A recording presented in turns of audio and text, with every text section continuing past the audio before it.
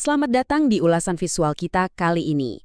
Judulnya, Tahun Terburuk Dalam Sejarah, ulasan visual 536 Masehi. Nah, kalian pernah mikir nggak sih, kapan sebenarnya masa paling kelam yang pernah dilewati manusia? Banyak yang bilang inilah tahun terburuk menurut sejarah umat manusia. Coba bayangin, manusia yang hidup di tahun ini tuh sampai dianggap sebagai generasi paling sial yang pernah ada di muka bumi. Beneran, sesial itu. Oke, mari kita bedah sama-sama. Kalau kita ngomongin masa-masa sulit, pasti ingatan kita langsung tertuju ke era pandemi kemarin kan? Kita semua ngerasain betapa beratnya masa itu. Tapi percaya nggak percaya, tahun ini bahkan lebih buruk dari tahun ketika dunia dilanda virus COVID-19. Jauh lebih buruk. Ya, menurut sejarah, tahun terburuk yang pernah terjadi di bumi adalah tahun 536 Masehi. Bagi mereka yang hidup saat itu, ini bukan cuma sekedar krisis, tapi murni perjuangan buat bertahan hidup di tengah kegelapan absolut. Terus, apa sih yang sebenarnya memicu semua mimpi buruk ini? Semuanya bermula dari satu peristiwa alam yang benar-benar ekstrim. Bayangin aja, pada tahun itu terjadi letusan gunung berapi sangat dahsyat di Islandia. Nah, letusan raksasa ini bukan main-main. Letusan itu membuat jutaan ton abu vulkanik menutupi langit kita. Material itu melesat ke atmosfer dengan sangat cepat, ibaratnya kayak ada selimut abu super tebal yang tiba-tiba memblokir cahaya untuk seluruh peradaban di bawahnya. Dan ini dengan sangat jelas menggambarkan seberapa parah kondisinya. 1 tahun. Kedengarannya cuma angka sederhana ya, tapi dampaknya luar biasa fatal. Karena jutaan ton abu vulkanik tadi, akibatnya hampir seluruh bagian bumi menjadi gelap selama setahun penuh. Coba deh posisikan diri kalian di sana secara psikologis. Kalian bangun tidur, tapi di luar sana suasananya tetap gelap gulita. Dan ini terjadi selama 365 hari berturut-turut tanpa henti. Gila nggak tuh? Sekarang coba bayangin kengerian sensoriknya secara langsung. Saking gelapnya pada saat itu, sinar matahari hanya terlihat seperti cahaya bulan. Bener-bener redup, dingin, dan muram banget pokoknya. Dampaknya apa?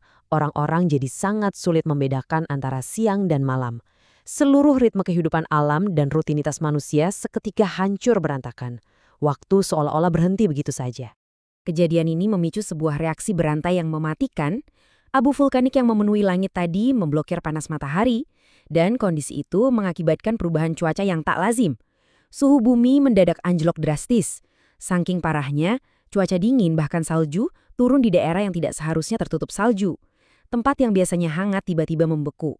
Sistem iklim dunia saat itu benar-benar lumpuh dan runtuh.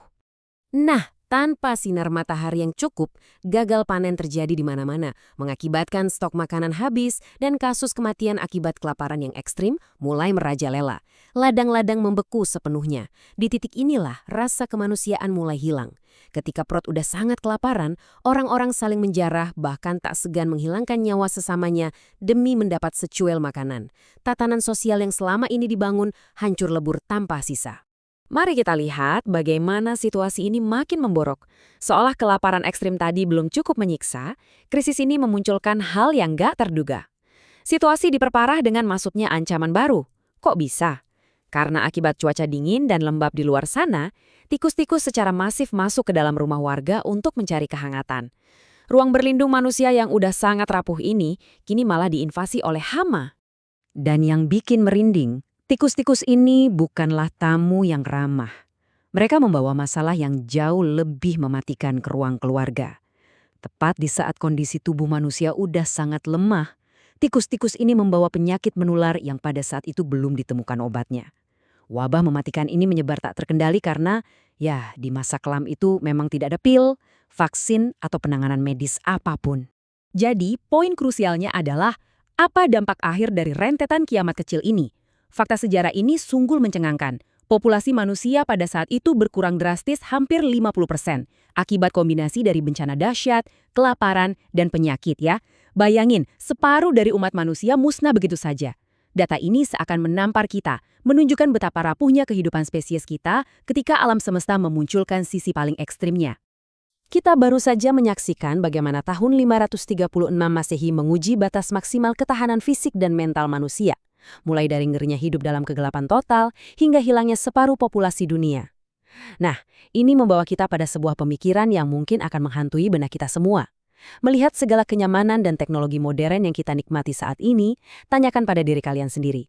Apakah kita, peradaban modern ini, benar-benar siap jika suatu hari nanti bumi kita kembali gelap? Renungkan itu. Terima kasih sudah menyimak ulasan ini, dan sampai jumpa di eksplorasi sejarah kita berikutnya.